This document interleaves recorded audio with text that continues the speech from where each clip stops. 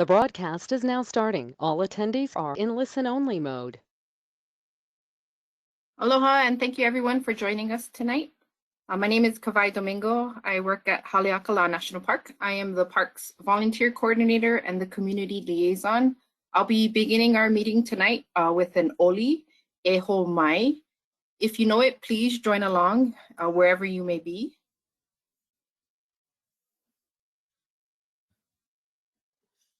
Eho mai ka ike mai luna mai e.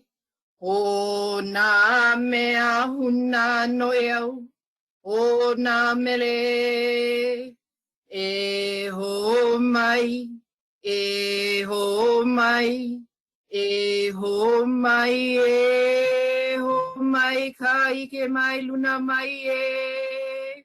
O nā mea huna noe au, o nā mele, e ho mai, e ho mai, e ho mai, e ho mai, ka ike mai luna mai e.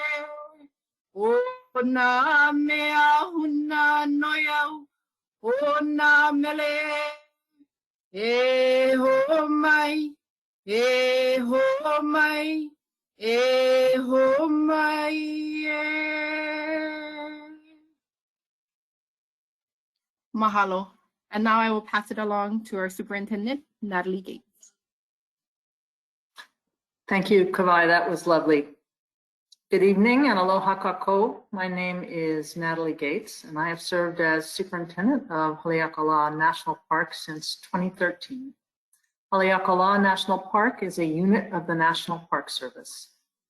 The National Park Service, along with the State of Hawaii Department of Land and Natural Resources, are collaborating on an important effort to save several species of native Hawaiian forest birds from extinction. The project we are presenting tonight is Suppression of non-native mosquito populations to address the impacts of avian malaria on threatened and endangered forest birds. Tonight, you will hear some very knowledgeable people tell you a number of stories. The first story is the sad story of native Hawaiian forest birds. How many of them are headed for extinction in the near future, why that is, and why the pace of extinction is accelerating. You will also hear a more hopeful story of what the National Park Service and the state of Hawaii are proposing to do to delay or prevent that extinction. And you will be given the opportunity to ask questions and provide formal comments. Because the one thing we know for sure is that the Park Service and DLNR cannot do this alone. We need the understanding and support of the community, or these birds will not survive. Next slide, please.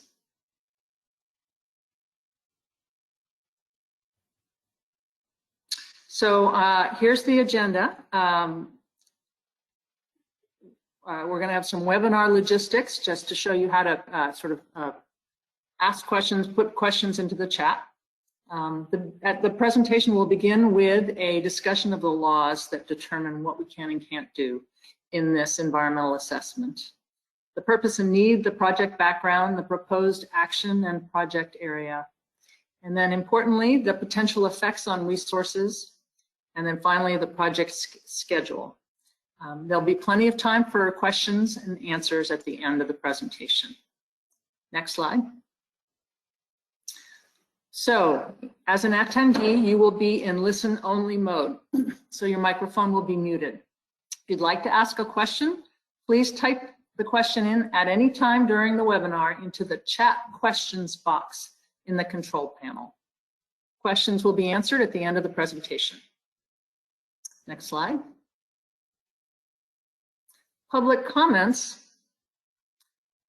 As a reminder, the questions or comments that you submit during this presentation will not be considered formal comments. If you'd like to submit a formal comment, they must be received no later than January 20th, and you can submit them two ways: electronically at the project website link below, which is the preferred method, and we will be showing you this link repeatedly. Follow the link for the project and click Open for Comment. You can also submit your comments in writing. To do that, you should submit to the park headquarters in Makawao, Hawaii by mail and address it to Mosquito Suppression Project, Superintendent Natalie Gates, Haleakala National Park, P.O. Box 369, Makawao, Hawaii 96768. Next slide.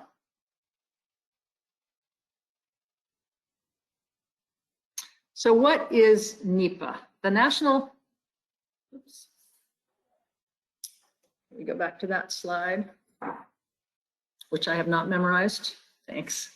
The National Environmental Policy Act, or NEPA, requires federal agencies to analyze the environmental impact of federal actions and to engage the public in the decision-making process.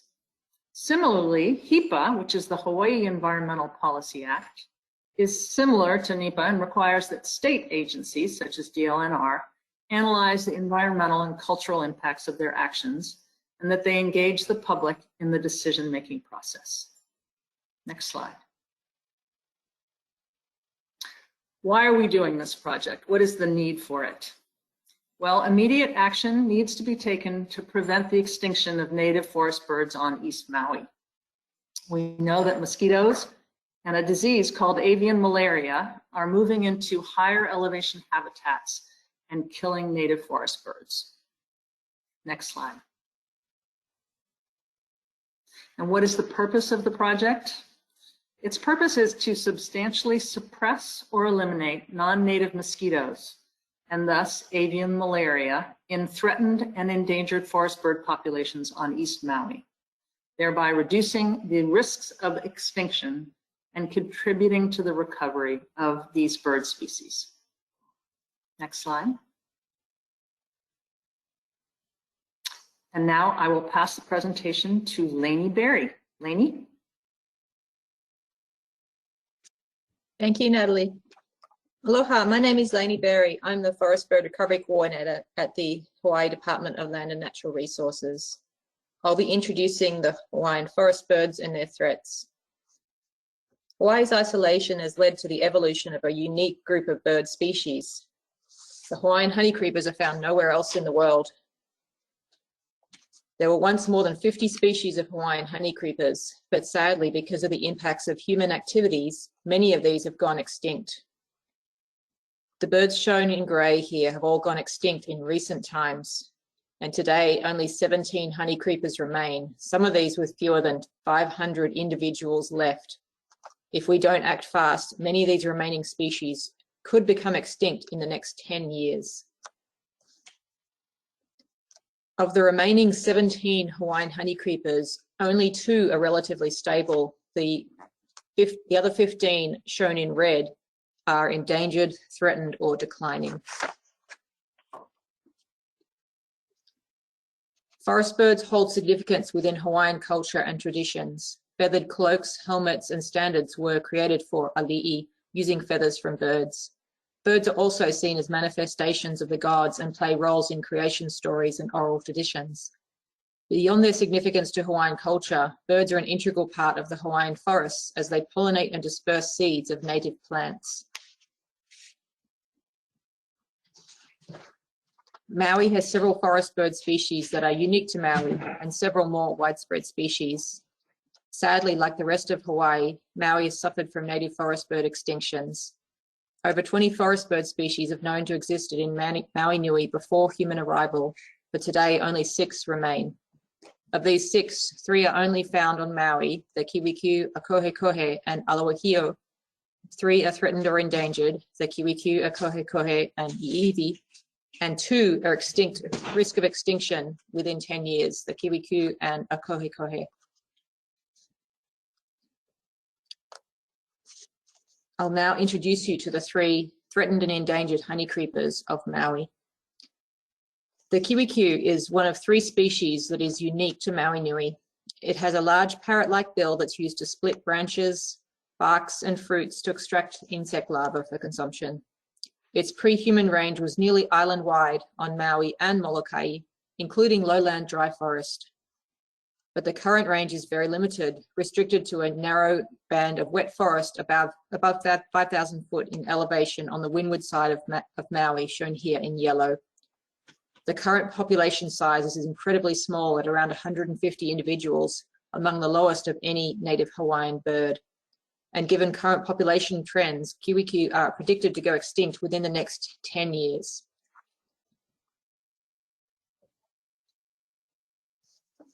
The kohe is also only found on Maui Nui. It forages on nectar from ohia blossoms and on small insects. It is one of the largest honey creepers remaining, and it has a distinct punk-style haircut. Similar to kiwikiu, the kohe was once found all over Maui and Molokai, but today its range is even more restricted, shown here in purple. This may indicate that the kohe is even less disease tolerant than other honey creepers. The population size for a kohe is around 1,700 individuals, which is still incredibly small, and this species is also predicted to go extinct within the next decade or two.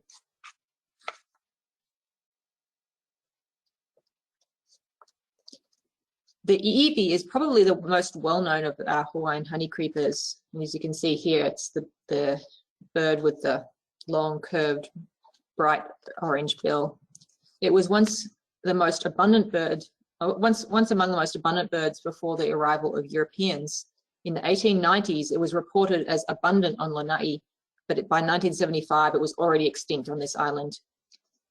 It was once found on all the main Hawaiian islands, but is now gone from Lanai, Molokai, and Oahu, and is declining on Kauai, but it has higher numbers in East Maui and on Big Island. It was listed as a threatened species in 2017, due primarily to the threat of avian malaria. There are a variety of threats that have caused the decline of Hawaiian forest birds. These are habitat loss, non-native predators, primarily cats, rats, and mongooses, feral ungulates that damage native habitat, non-native birds that can be competitors, predators, and it can also spread disease. But the main threat facing native forest birds today is disease, and the most harmful disease for the honey creepers is avian malaria, which is what we are focusing on here.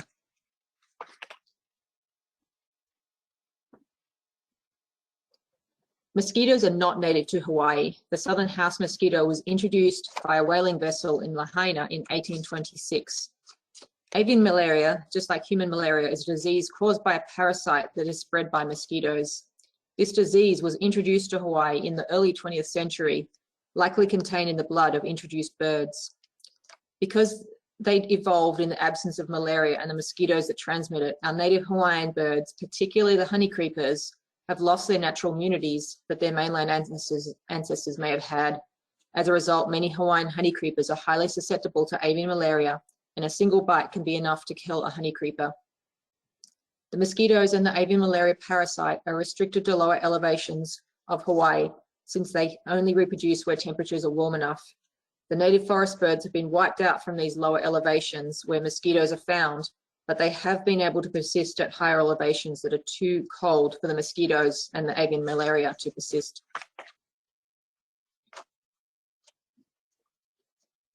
However, climate change is increasing these temperatures at the higher elevations and changing rainfall patterns in Hawaii, which is allowing mosquitoes and avian malaria to persist at these higher elevations that were formerly disease-free. These areas that were formerly mosquito-free and safe for forest birds are being invaded, threatening to wipe out the remaining honey creepers in their last remaining safe habitat. And now I'm going to turn it over to Cynthia King to present the next section. Hi, I'm Cynthia King, entomologist for the Hawaii Department of Land and Natural Resources, Division of Forestry and Wildlife. I'm going to talk today about incompatible insect technique. So what is incompatible insect technique? Well, in short, it's the most promising tool we have at this moment to stop the extinctions of our native forest birds. And how does it work? Well, like most organisms, insects actually carry different bacteria inside of them that can influence their biology. In humans, bacteria are essential for our survival, and they influence everything from how we fight infections to what allergies we have and to how we digest our food. And just like some people might eat Activia yogurt to get bacteria to help them digest their food, we can use bacteria as a tool to reduce mosquito populations. And that might sound weird, but that's because in insects, including in mosquitoes, there are bacteria that affect their reproduction. So a mosquito can have a certain kind of bacteria that makes reproduction with other mosquitoes impossible. The approach of using a mosquito with a different kind of bacteria to control other mosquitoes can be referred to as birth control, because the mosquitoes actually still mate and lay eggs, but those eggs won't hatch, which is what you see illustrated in the lower half of the screen here. Next slide, please. The bacteria that makes incompatible insect technique work is called Wobachia. Wobachia is an endosymbiotic bacteria, which is just a fancy way of saying that it lives inside the body or cells of another organism. And in this case, it lives in the cells of insects. And to be clear, it cannot live within human cells. Wobachia was originally identified from mosquitoes, but it's actually since been found in approximately 60% of all terrestrial insects around the world. It's already naturally present in the fruit flies in your kitchen and the aphids and the honeybees in our yards. And in fact, the bacteria's role in insect reproduction is likely one of the reasons we have so many unique native insect species here in Hawaii. This image on the slide is of an insect cell, and those large circles within the cell are Wobachia. The biology behind the reproductive incompatibility is really complicated, but the outcome is really simple. When boy mosquito meets girl mosquito, they can't make baby mosquitoes. Next slide, please. So how does IIT work in practice, though? How does incompatible insect technique, that is, work in practice? In the wild, you have female mosquitoes, which in order to reproduce, they have to find a male, mate, and then lay eggs. So if you flood the system with males that are incompatible because they've been given Wobachia, the likelihood is that only a small portion of the females will be able to successfully find and reproduce with the wild males. Most of those females are going to encounter and mate with an incompatible male. And so if you flood the system over multiple generations, you see a significant crash in mosquito populations. For this project, we're proposing to release incompatible male mosquitoes on East Maui. We estimate that incompatible mosquitoes would need to be released at a rate of 20 to 1 to achieve effective control in East Maui. But what's notable about this is you're only releasing male mosquitoes, and male mosquitoes don't bite people or animals because they only feed on nectar. It's also notable that this method requires continual applications of males with incompatible Wobachia to achieve successful population suppression. If the releases stop, the system actually returns to normal and the mosquito populations will rebound. Next slide, please. Mosquito incompatible insect technique using Wobachia was developed with public health in mind originally to control mosquitoes that cause human diseases. And so this is just a map of all the locations around the US and around the world where field trials or releases have been conducted using Wobachia IIT, incompatible insect technique, excuse me. If this project were to move forward to control the southern house mosquito on East Maui, though, it would be the first project to use incompatible insect technique for conservation, meaning saving our endangered forest birds by controlling the invasive mosquitoes that infect them with malaria. I'll now pass along the presentation to Chris Warren to talk about the proposed project area.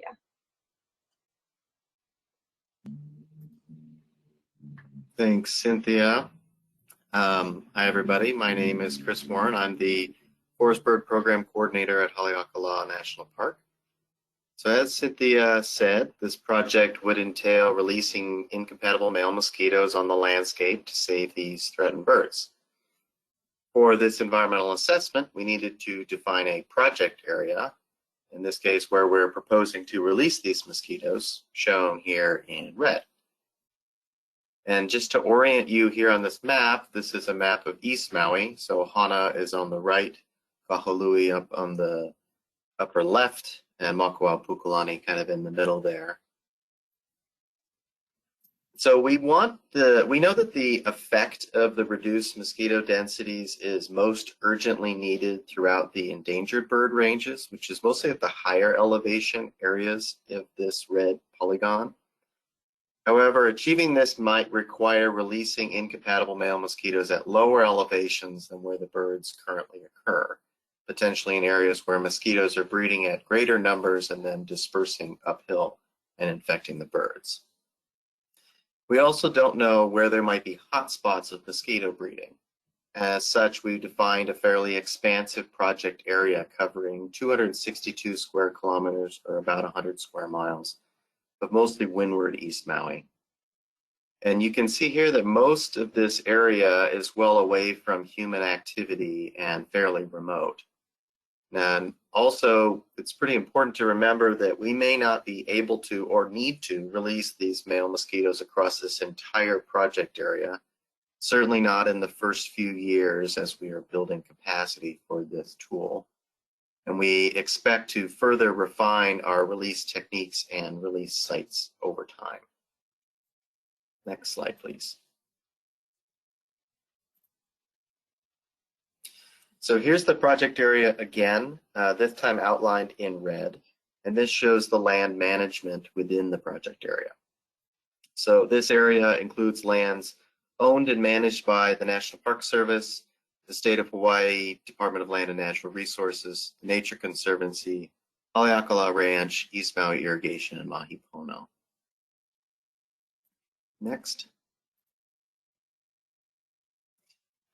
So most of the project area is super remote and difficult to access and work in.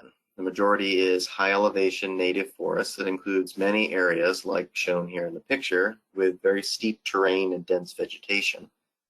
And this fact dictates how we can go about applying this tool on the landscape. We don't yet know the optimal frequency of releases for the incompatible male mosquitoes. However, initial releases may be as often as once per week at a specific release site, or perhaps once per month at that site. We have also identified the period of May to October as a particularly optimal time period for releases. Previous studies on Maui and other islands indicate that October and November is often a peak month period to see high mosquito numbers. So targeting that time period just before the peak could allow us to knock down the mosquito population before it has a chance to build up in the fall. Also, this time period helps avoid some of the temporary impacts and disturbances during the breeding season of many sensitive species. Also, monitoring is going to be a critical part of this process, and it will mostly entail trapping for mosquitoes using established trapping techniques. This will allow us to fine-tune our releases in terms of timing, frequency, and spacing. And we aim to make this as efficient as possible once we learn how the mosquito populations are responding to the initial releases of the incompatible males. Next slide. Oh, you already got it. We have identified 3 methods to release the male mosquitoes. These methods can be used in sequence or in concert with one another. One important note is that helicopters will likely play a role in all 3 methods, but flights will be integrated with ongoing management flights, and whenever helicopters can be avoided, we'll make all efforts to do so. The first method, the pedestrian method, would entail ground crews transported likely by helicopters to remote field sites. The crew will then move along established management trails and fence lines and release the mosquitoes at predetermined locations by hand. The second method would use the helicopters themselves to disperse the mosquitoes. And this is similar to a commonly used technique to control invasive species in very remote areas, such as the pine trees in Haleakala Crater. For this method, a release mechanism is attached to a long line suspended below a helicopter, like you can see in this picture here. Now, the mechanism would then release mosquitoes near the canopy. The actual mechanism that would be at the end of the line here and the pattern of deployment are still in development. A third method would utilize drones to release the incompatible mosquitoes. Now, this has been done for this tool elsewhere in the world, and we're hoping to adapt their methods to this species of mosquito and our needs here in Hawaii. The previously used drone setup that you can see there in the picture in the bottom right. An important detail for this method is that the Federal Aviation Administration requires that operators maintain line of sight to the drone at all times. So that combined with battery life limitations may mean that operators have to be transported to remote sites to operate the backcountry, or remote sites in the backcountry to operate the drones. And depending on the location, extra staff may be needed at overlook points to maintain that line of sight.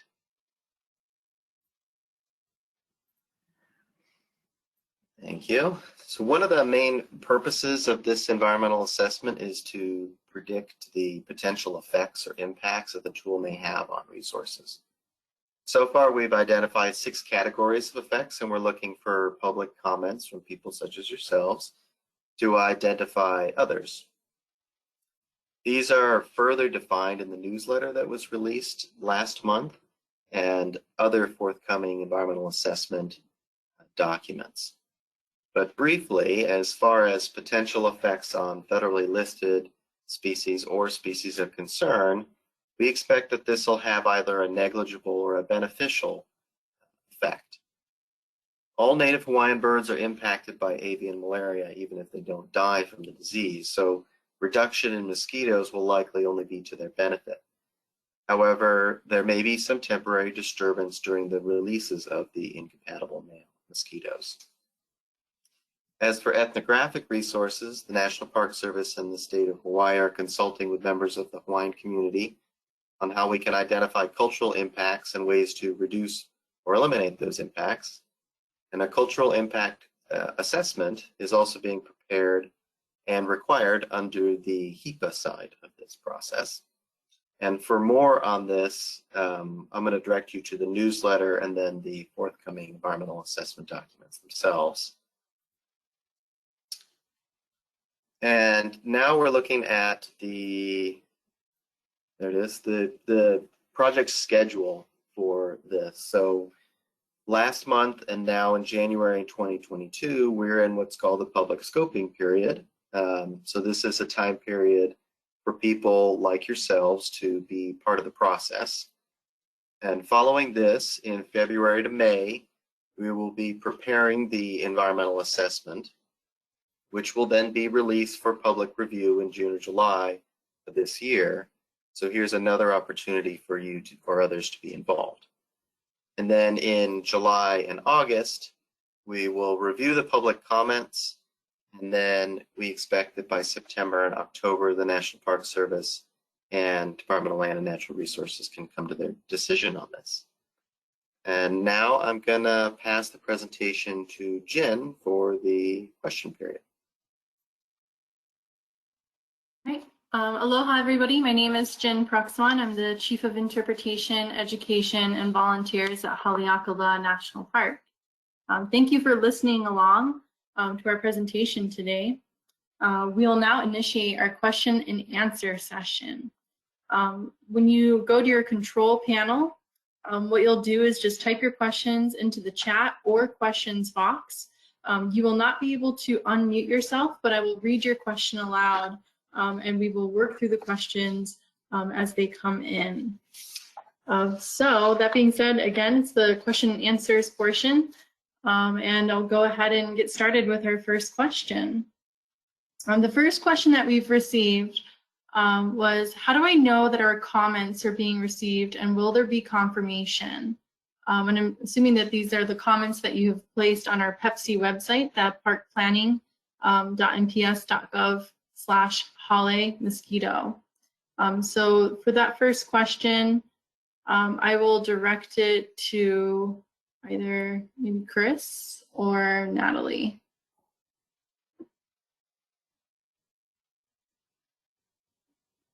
I guess I don't know if you're going to receive a confirmation email or something, but we have already received a number of comments, and I think that we have received everything, so long as the internet didn't fall out while you're answering it or asking your question.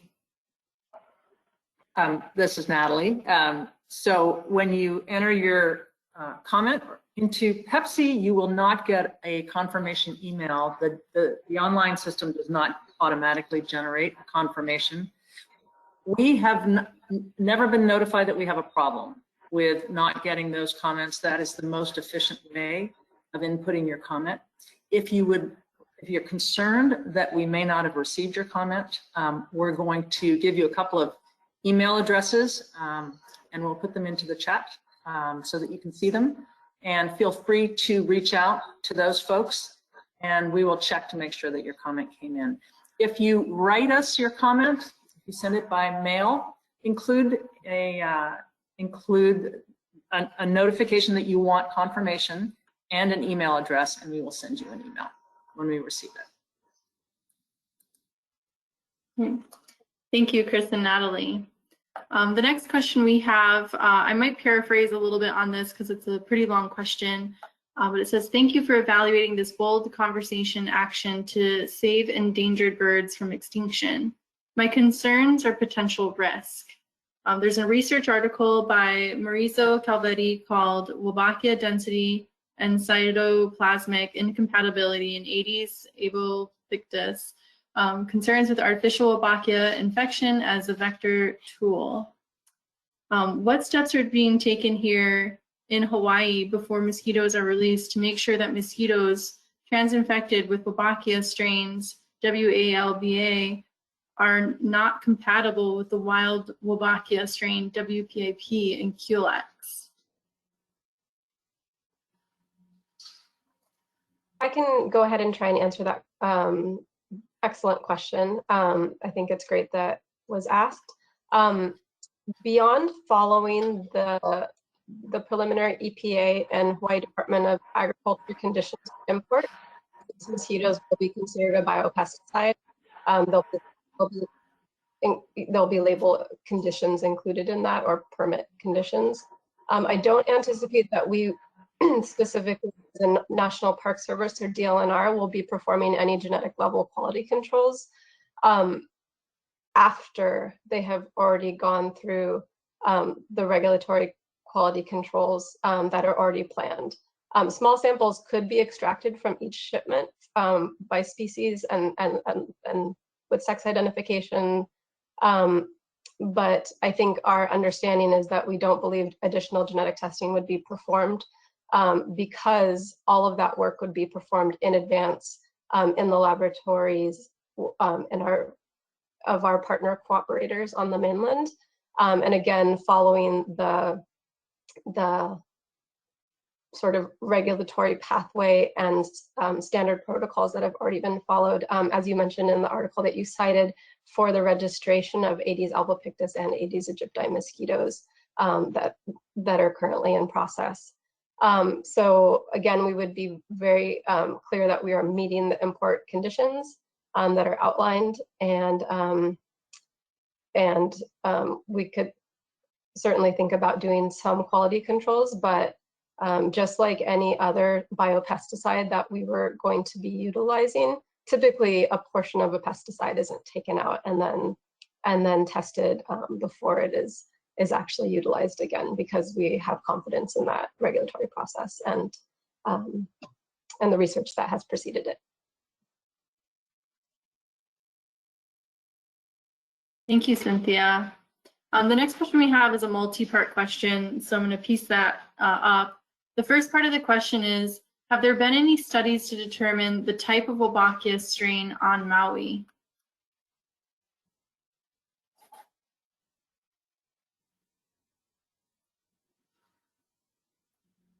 Sorry, I meant to unmute myself. I am not as familiar with that off the top of my head, and it's something we can certainly get back to you with. Certainly surveys have been conducted across the state looking at the strains of Wobachia that are already endemic in our mosquitoes, that are non-native mosquitoes that are present in Hawaii.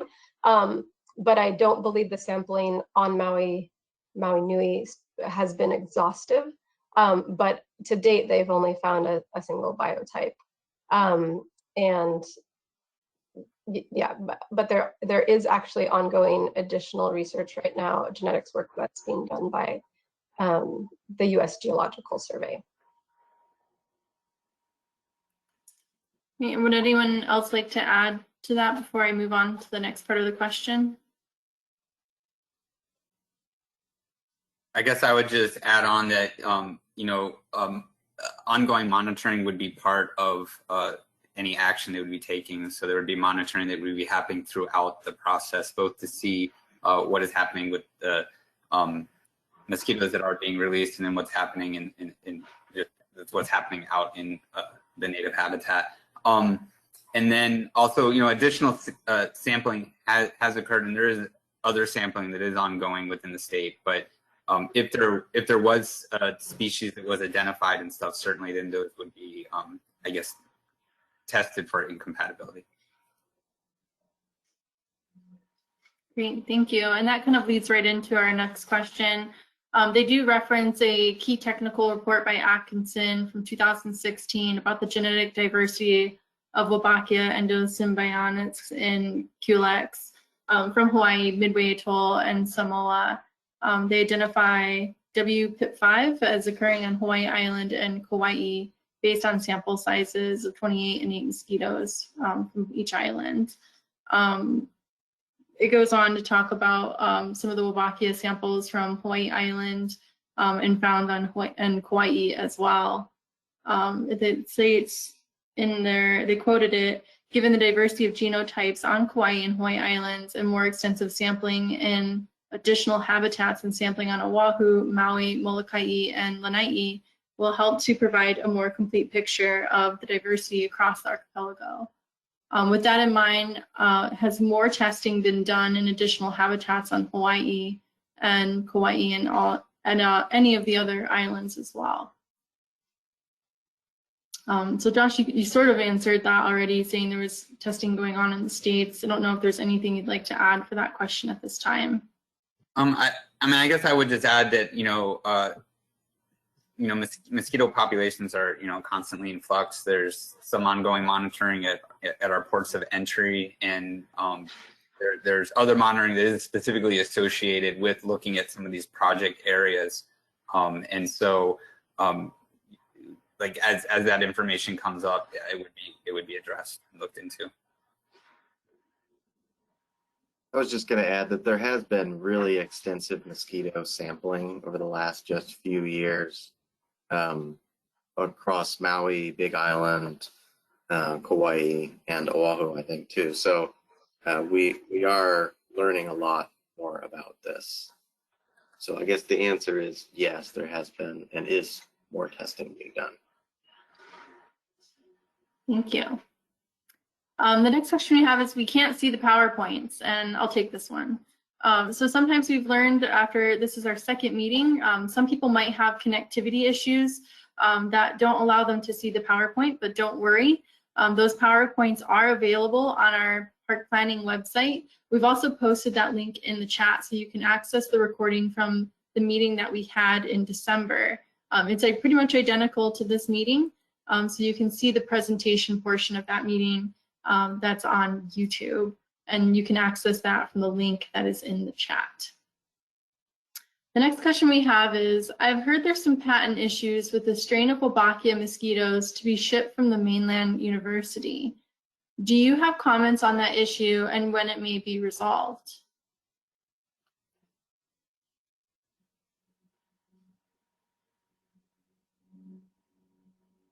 I mean, I guess really just the comments that there's a range of tools that are in development, and some are either a trans-infected Wobachia and or naturally occurring Wobachia, but those are active grants, and there's work that's being done to move that through the regulatory process.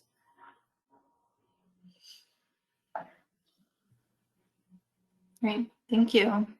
The next question that we have here is, because this is a long-term multi-year project, what is the price tag, and is the money guaranteed for the length of the project?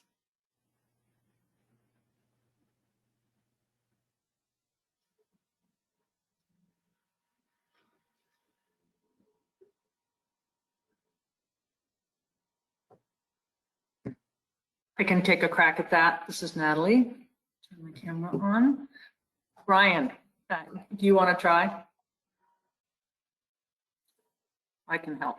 Well, we have various estimates of what it may cost, but we don't have those available on hand. I think some of the, I'm not sure if, I think some of that will be in the EA, but one thing I will say is it is true that if regular release is stopped, the population could bounce back, and but it does become more efficient over time is the hope. And there's also the hope that there's some even more efficient and longer term tools that can be used in the long run.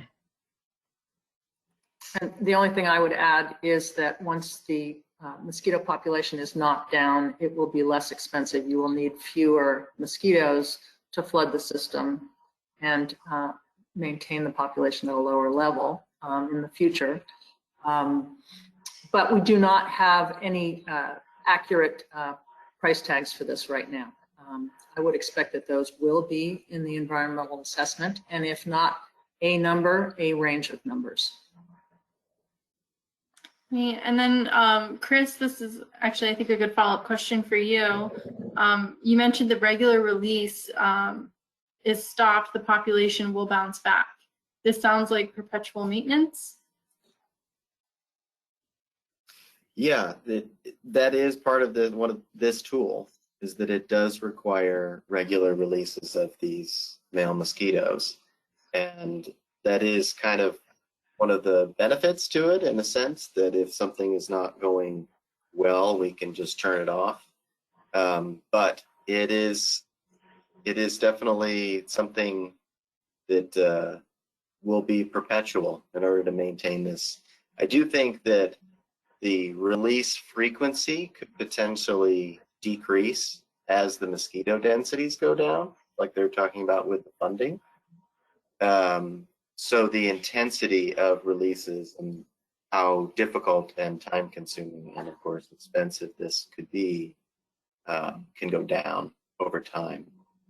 And we'll also hopefully learn more about the best spacing and release techniques and things like that. And certainly if something like a drone can cover a lot of area over a fairly short period of time, we could decrease the effort that's required each time.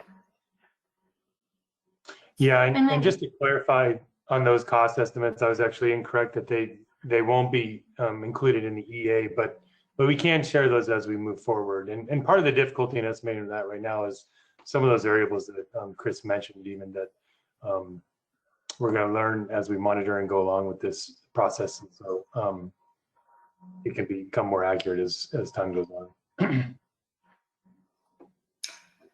And then Chris or Ryan, either of you for this next question, if this reduces one type of mosquito, is there a chance that a different type of mosquito will fill the void? And could it be bad or worse for the birds? And then a follow-up, how about people?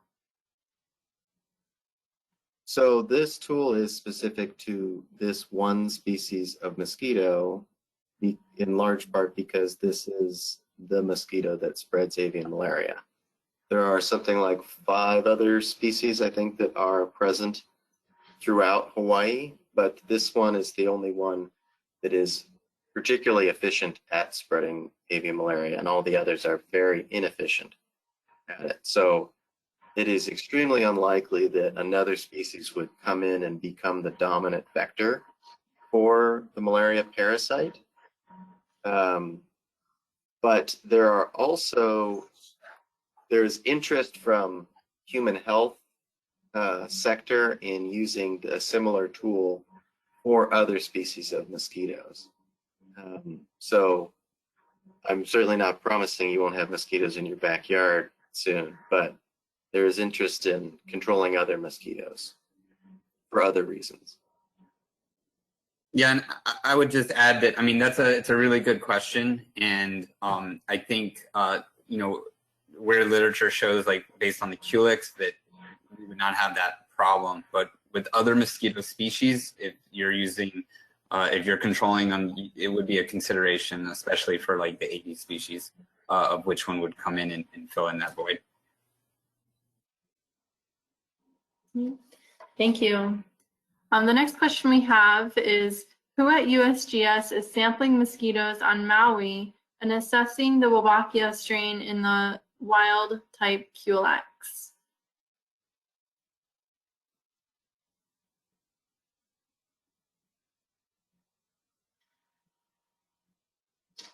There's a number of projects that are either ongoing or starting up shortly that are looking at mosquito distribution across Maui. The state is leading some of those.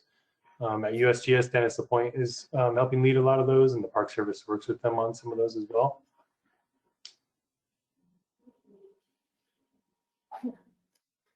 Thank you. The next question we have is, to be clear, there is no identified source for trans-infected mosquitoes. I was under the impression from the Board of Agricultural's approval of the importation permit in June 2021 that mosquitoes would come from the University of Kentucky or Michigan State. Is that no longer the case?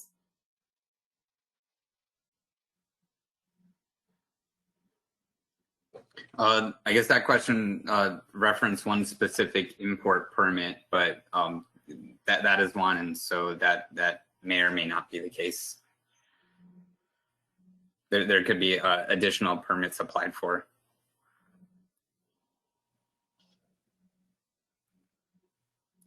Thank you. Well, I was going to say, I can just add to that also that either way, there is intellectual property rights over trans-infected mosquitoes in the United States, and any one of the many partners that we would collaborate with would have to respect those same IP laws as it relates to trans-infected mosquitoes and collaborate. So even if there are additional partners, it's likely that they would also be partnering with the folks that you specifically mentioned in your question. At least one of those specifically that holds the intellectual property. That we are really lucky to have a really engaged consortium of partners across the U.S. that are actually really interested in helping us conserve the forest birds. Thank you, Josh and Cynthia. The next question that we have here is, what steps are being taken to prevent the accidental release of a female lab-bred mosquito? I ask because the release of too many lab-bred mosquitoes could lead to the mosquito population replacement with lab-bred mosquitoes.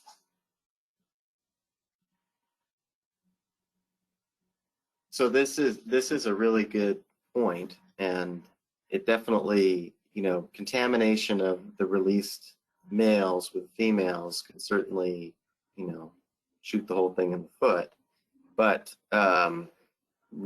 people know this, the people that would be rearing the mosquitoes and things would take extreme caution. They have lots of high-tech AI tools to sort the larvae, or I'm sorry, the pupa, as well as adults and things like that. So they're sorted at various levels with very high degree of accuracy.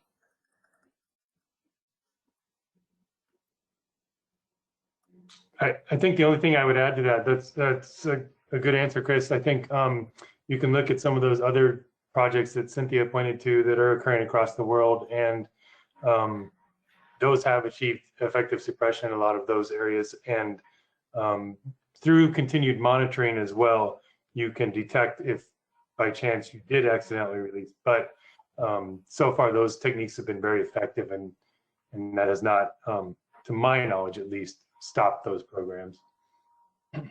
Yeah, and I guess I would add one more thing. The ones Ryan mentions, those are the suppression programs, but there are also in some areas where they do a population replacement, and they don't actually suppress the mosquitoes, but they lead to a population that has the different strain of Wobachia. And in those releases where they're releasing, millions of mosquitoes, they have to hit specific thresholds or ratios for the population to actually switch over. So, while it's still a concern of releasing, individual females, and there will be monitoring and assurances put in place, you don't achieve population replacement that quickly, that easily. And there will also be ongoing monitoring throughout the project. Yeah, and that's exactly what I turned on my camera to say as well. So just to give you an idea of that, in order to to achieve population replacement as they did in those other World Mosquito Program type projects where that was their objective. They were having to release, up to 4 million mosquitoes that are mixed males and females, half and half at a given time to even start to replace the strain. And the EPA review of the 80s work that was mentioned earlier, I think that their estimation based on the data we have so far is 1 female release could potentially happen per 250,000 male mosquitoes. And so again, what Josh is saying is in order to do a population replacement, that's just not feasible with the number of females that could accidentally be released. Great. Thank you, everyone. The next question that we have is Verily sharing the AI tools for sex sorting with the state of Hawaii and MSU?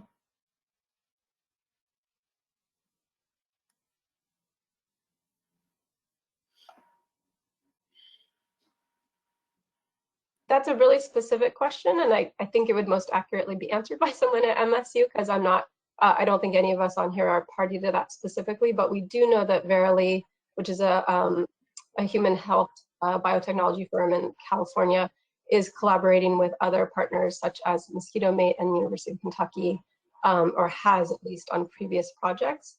And the sex sorting technology, and what we're referring to is the technology that can be used to actually tell the difference between male pupal cases of mosquitoes and female pupal cases of mosquitoes, because mosquitoes undergo an aquatic stage and then they pupate and then they emerge to adults.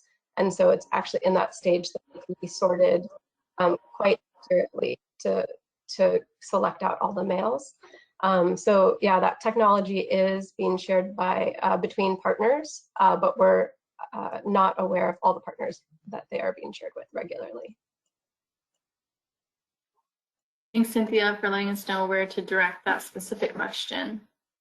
The next question we have is, considering the many hurdles ahead, including the environmental assessment, import permit, and building mosquito deployment capacity, what is your anticipated start date for landscape level releases?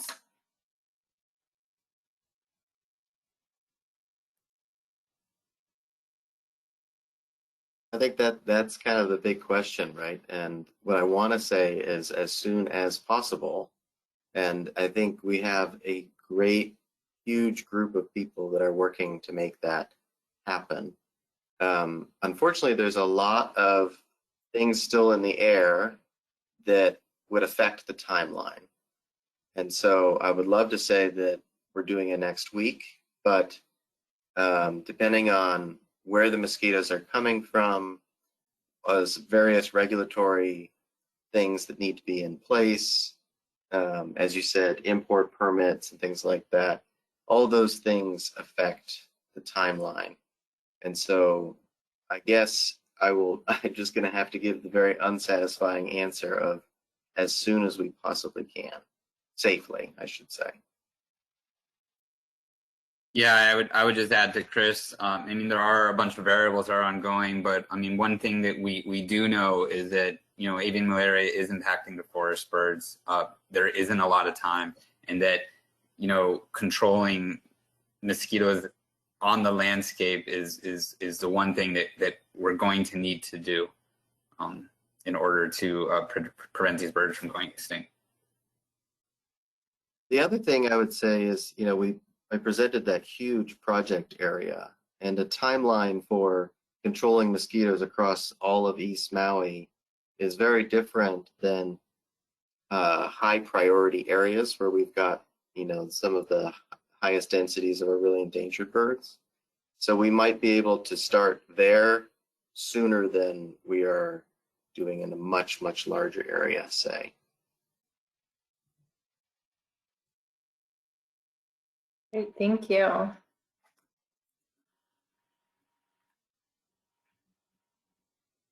Another question is, Chris referenced some of those things that are up in the air. What are the biggest uncertainties that it could impact the timeline?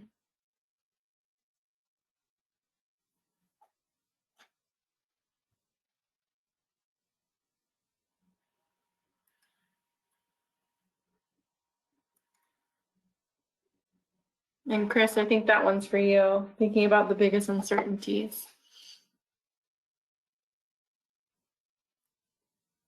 Go ahead, Cynthia, if you had something to say. Or something. Sorry, well, I was just going to say that there are a lot of uncertainties right now, including sort of a time frame for being able to import any tool into the state, getting all of the environmental compliance done that would need to be done ahead of time, which we are, that's not something that we're going to skip on. That's not something we can do. So that's why we're in the process of this public scoping meeting for this East Maui EA, and we're going to be moving forward with that EA for the island of Kauai, and we're also going to be moving forward with an EA for statewide. I'm looking at the potential and assessing the risk for, releasing statewide as well, which is the goal of these environmental assessments. So there's a lot of different steps that need to be completed as we move forward on sort of the agency side, the federal and state agency side, and then the context of tool development and import and registration through the other federal entities. For example, the EPA that also would be regulating this tool as a biopesticide. Those are sort of the big components of the project that I can identify, but I'm happy to hear what other folks have to say too. Yeah, that was good. And to add to that, there will be various lab and field trials that would be involved. And the results of those certainly could affect the timeline. Fortunately, the other thing I want to say with regulatory stuff, import permits, testing, things, a lot of that stuff, it doesn't have to happen in linear sequence. Some of it can happen concurrently. And as much as that can happen, we are trying to make that happen. That's been a recurring theme in a lot of our discussions.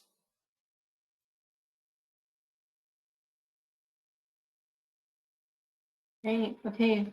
The next question we have is, isn't sex sorting by size, for example, pupa, prone to more error than verily sex sorting based on artificial intelligence? I read that sex sorting by size can lead to a 2% error rate. Thank you.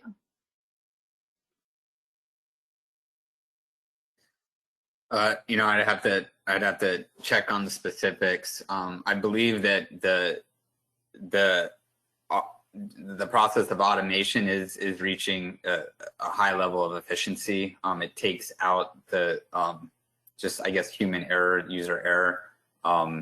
But I believe both methods are pretty have a pretty high efficiency. I think one of the major differentiations between the two is just the level of manpower that goes into between the two.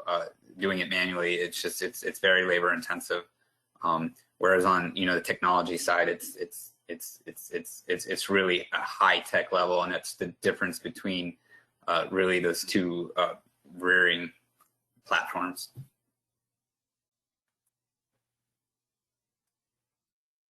Great, thank you, Josh. The next question we have is, what is the best scenario for success? The best case scenario for success?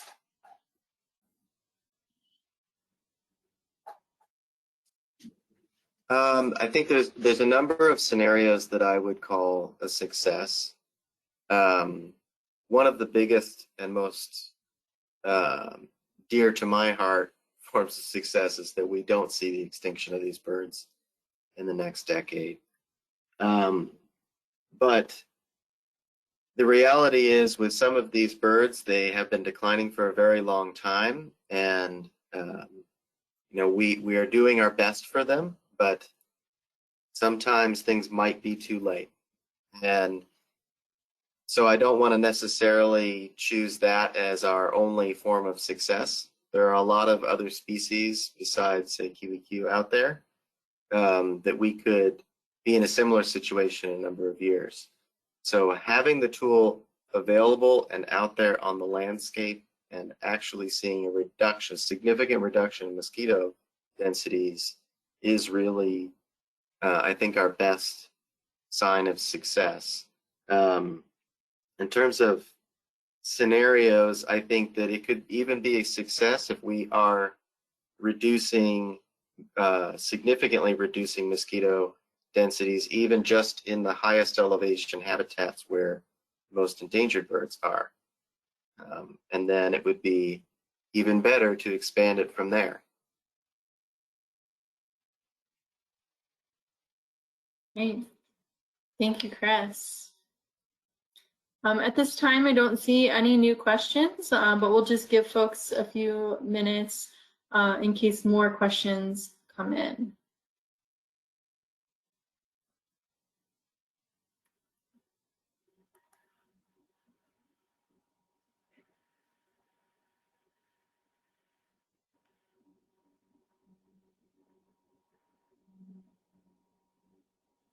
Our next question has come in. Since kiwikiu will likely be functionally extinct before landscape control starts, what is the status of the captive breeding program?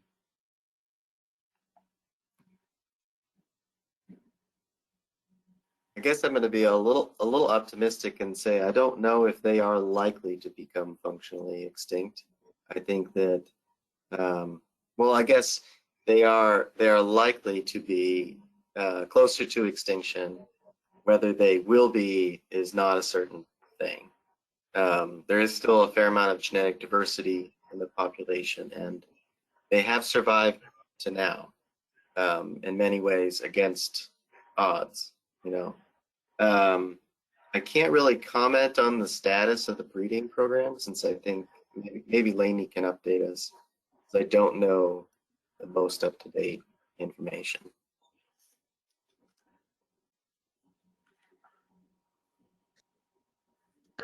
Yeah, thanks, Chris. The current status, the captive breeding program currently is really there's no, there's two birds that are currently in captivity, but there is no captive breeding program. That we're just holding non-releasable birds that will stay in captivity until they pass away. We are, you know, concurrently with this program, we are also looking at what other options there are for kiwikiu, and that could include bringing birds into captivity. We have not made any decisions yet. We're just currently exploring options, because if this does not work, we need to figure out what other options we have that will save the species from extinction. We are hopeful that this will work, and we'll work in time to prevent the species from going extinct. Thank you, Chris and Lainey. The next question we have is, what is the worst case scenario?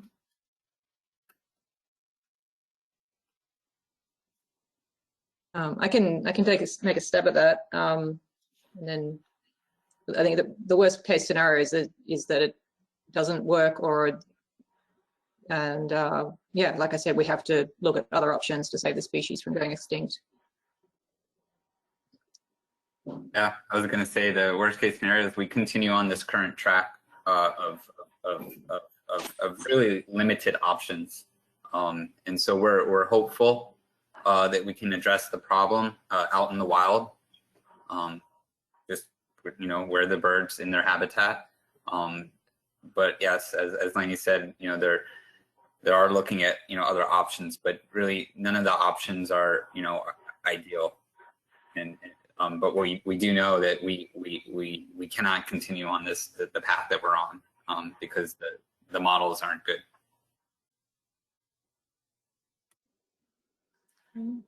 Thank you, Lainey and Josh. The next question is, what is the status of discussions around inter-island translocations? I could take that one too. Like I mentioned before, we're currently looking at all the different options. This is a continuing discussion. We're currently weighing up the pros and cons of each option, logistics, costs, and we'll be, yeah, we don't have apart from, we know we're moving forward with this option no matter what. The other options we are still in discussion and investigating, including inter-island translocations.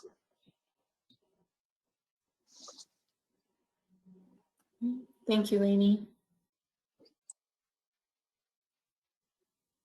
Our next question is the lab going to guarantee the new strain of mosquitoes doesn't actually enhance Plasmodium infection?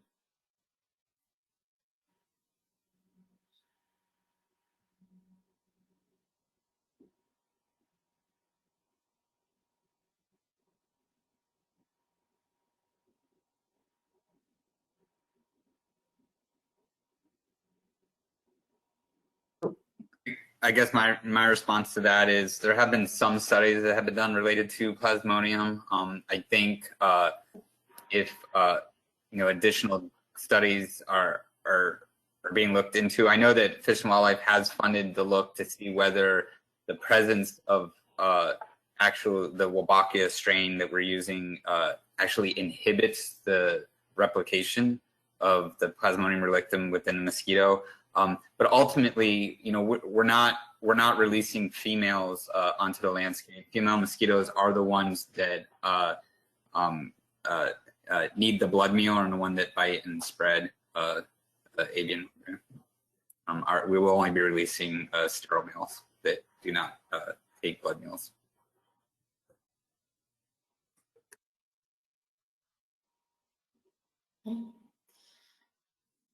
Our next question. Were there any discussions around using genetically modified sterile male mosquitoes?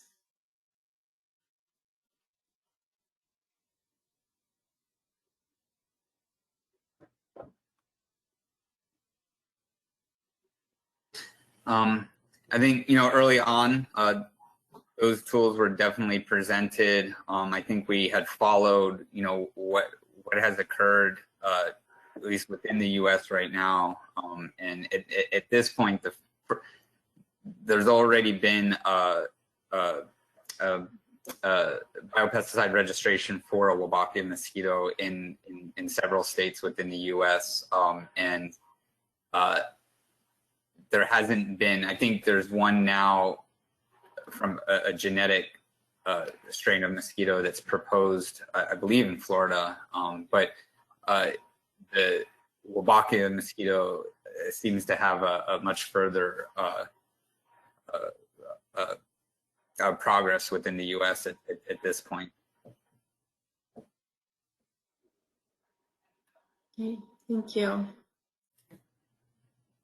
And then our next question is, do you guarantee no females will be released?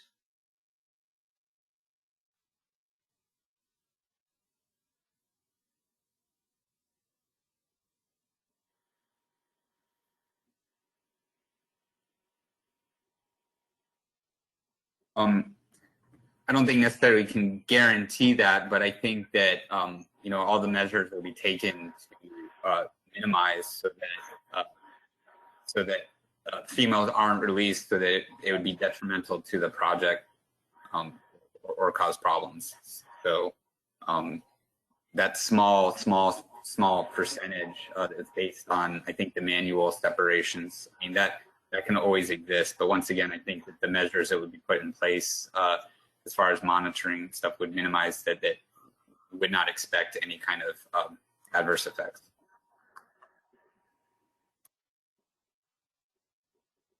Thank you. I was just going to add that there's going to be a lot of monitoring at many different levels before, these mosquitoes are released each time and then after releases. And, I think, the questioner definitely understands that it's, a potential problem with the method, but that is an issue that is fully recognized, and we know that it will only be successful if we release very few females. So it's to everyone's advantage that make sure that that proportion of females stays as low, as close to zero as possible.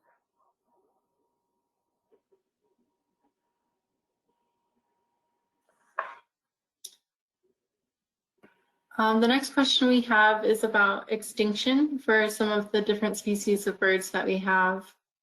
Kiwikiu, Akohe-kohe, Amakihi, Akiki. Yeah, Akiki. Yeah. Yeah. I'll take this one for now. I think that it is a very difficult question to answer, and we have a number of model tools that we can use to try to predict that. And in some cases, some of those predictions seem to be coming to tragic fruition, especially for Akikiki on Kauai. For Kiwikiu, we ran a population viability analysis a couple of years ago that suggested that functional extinction, which we defined as fewer than 10 breeding pairs, could occur within the next few years. But a lot of the models predict a fairly even loss of birds over time, but in reality, many times you see punctuated losses, such as like a really bad year for mosquitoes. And that is very similar to what we've seen for Akikiki on Kauai, where this big decline was predicted and was being seen. And then suddenly there were a couple of really bad years, and now we're down to very few birds. I think the horizon for Akike and Akohe-kohe may be a little bit better, but both of those species coexist with basically the same ranges as their different island counterparts, which are incredibly endangered. And so even though we might have 1,700 Akohe-kohe left, they exist in a smaller area than the 150 Kiwikiu we have. So we could lose them quite quickly. Thank you, Chris. It has not yet been demonstrated that the population suppression of mosquitoes via Wobachia can be done at a scale above 724 acres, referencing Fresno and Crawford from 2020, or in areas that are not residential or urban, or that any resulting reduction suppressed human disease. What gives you confidence this will work?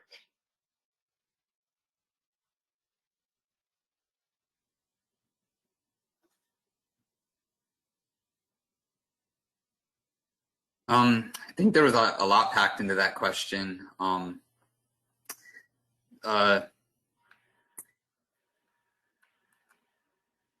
trying to think all the pieces, but there's definitely nuances related to the regulatory path about the claims that are made related to the Fresno County public health application.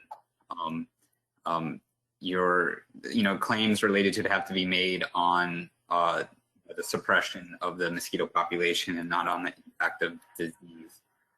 And then I feel like, I'm sorry, Jen, there was a couple other points in the beginning of that. And I think it was related to the confidence and size area. There are different avenues related to that regulatory process that has to be worked out with the EPA on how a permit is issued, either an experimental use permit or applying for an emergency exemption. And size will come into play. But our hopes are to address the size either that is needed for the regulatory permitting requirements, and then demonstrate success and begin to expand out as capacities and capabilities are able to do so. Because getting the number of mosquitoes to achieve suppression at the project area, that takes facilities and an incredibly a large amount of mass rearing, and all those have to be achieved within stages. So will success in expanding to cover the acreage that is needed. But in public health, this has been pretty successful at suppressing mosquito populations, demonstrated in urban environments. This is new for a forested natural area where you don't have roads and stuff. And so our ability to get mosquitoes out there on the landscape, that that will be a challenge. But luckily, there are factors playing in our favor. Low densities of mosquitoes, the ability of culex to move greater distances than the ones that have been used in those public health trials. I hope I answered parts of that question. If anybody has anything that I might have missed.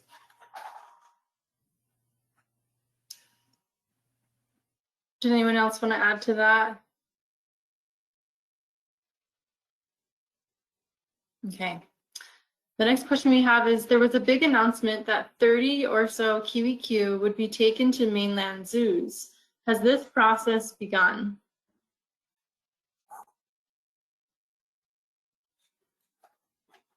I could start that. Maybe, yeah, Lainey can take it from there. But I do want to make it clear that was a proposal to start a new captive population, and at the moment that proposal is not going forward.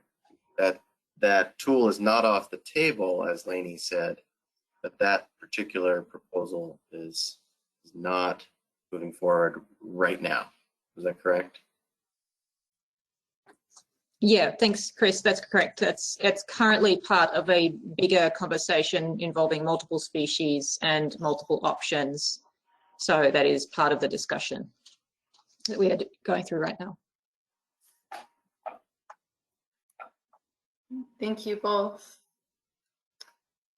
There are risks if this experiment backfires, leading to an increase in mosquitoes, resulting in an increase in avian malaria and the death of forest birds in our preserves and other private, state, and federal lands. If it backfires, will you say that it's worth the risk, even if it leads to the death of a kohe?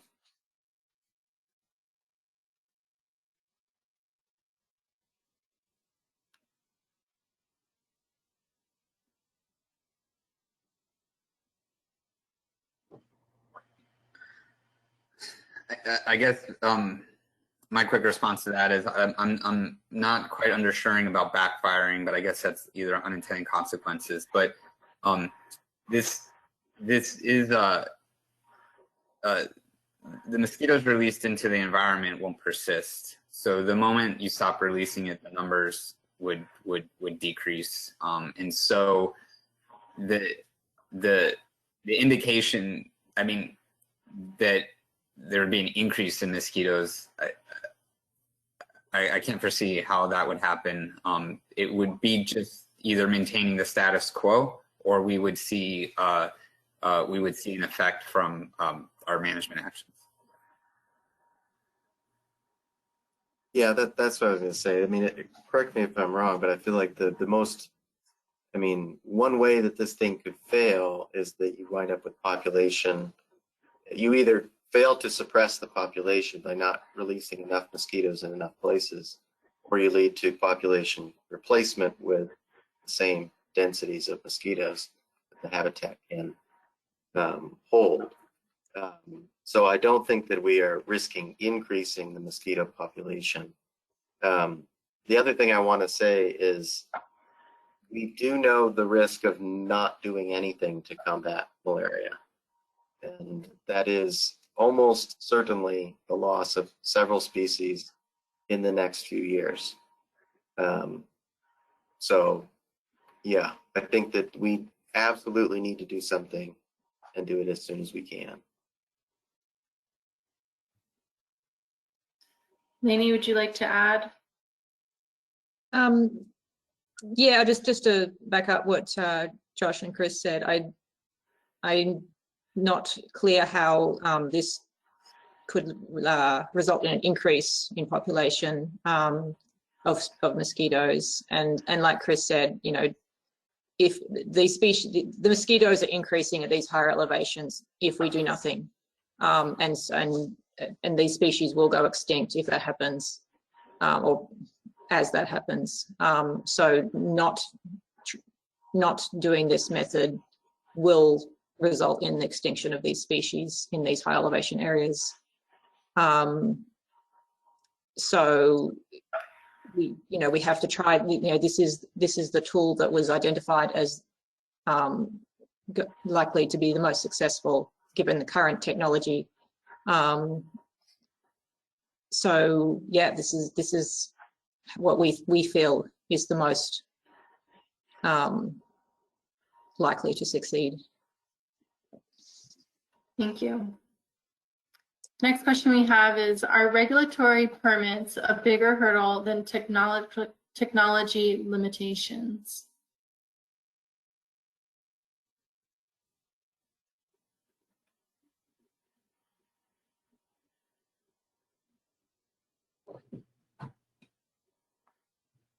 I wouldn't consider, the regulatory permitting as necessarily hurdles. It's just a process that has to be gone through. There's a little uncertainty with the timelines associated with them, but I guess I don't see it as a hurdle. I think there are some aspects with the technology that could be hurdles, and that's just your ability as far as mass rearing and I guess revving up your infrastructure to meet that demand, supply and demand of those mosquitoes, and where where you have those rearing facilities situated. But initially on the continent, flying them out here and then dealing with just time constraints of keeping those mosquitoes alive and viable before they get released, and before you can have that kind of capacity here in Hawaii. Other technological capacities are your ability to deploy mosquitoes on the landscape. There have been smaller projects, where they release some, hand release from vehicles and stuff. That's going to be a challenge in Hawaii. So in the beginning, we may be more limited to more mechanical means, helicopters, field staff at that point. And as our capacity to transport and distribute, potentially using drones, or how the mosquitoes are containerized, will advance our efficiency to be able to get them deployed. So one versus the other, I don't see the regulatory as hurdles. It just takes time, and it's the same thing with the technological side. But the technological capacity is there now. There have been mosquitoes identified that do show the cytoplasmic compatibility with the invasive mosquitoes that are here, and just rearing that tool up to meet the conservation needs. So I guess I would say neither. Maybe the tech side, but it's something that it's not limiting. Thank you. And we have one last question before we wrap things up this evening. Are you going to release lab-bred mosquitoes even if there's no data to confirm what strain of Wobachia is found on Maui?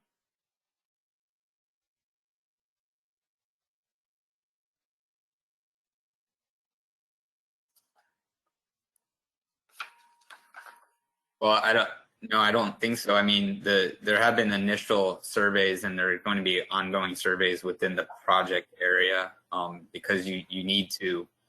I mean, that's a key part of the cytoplasmic incompatibility, is for your mosquito to interact, your lab mosquito to interact with the ones that are in the project area. And so it's important to know what mosquitoes that you have within the project area, as well as the monitoring to show the levels of what your actions and releases are doing to the mosquito population. Thank you, Josh. Thank you to everybody who took time this evening to sit through this presentation and then ask questions after. If we did not get to a question that comes to you later or after this presentation, don't worry, you can still submit your public comments. There's two ways to do this. We can advance to the next slide. Public comments are submitted on our parkplanning.mps.gov/Hale-mosquito, where you can submit them electronically, or you can submit them by writing by mail with the address listed on this slide. Please be reminded that comments submitted or questions submitted during this webinar are not considered formal comments. So please go ahead and visit that website to submit your public comments. A few tips that we have for you when submitting public comments. Please submit comments that are relevant to the issues and proposed in this action. Comments that contribute to the project alternatives are helpful, and comments that note other potential impacts are very useful to us. The website again, it's parkplanning.nps.gov/Hale-Mosquito. There's also directions on how to submit your comments. We also have a recording of our live presentation from December on the website. So if you want to revisit anything that was presented during the session, or if you'd like to just go back and reference anything, that is available along with a full description of the project and what's being proposed. That concludes our presentation this evening. Thank you everyone for attending.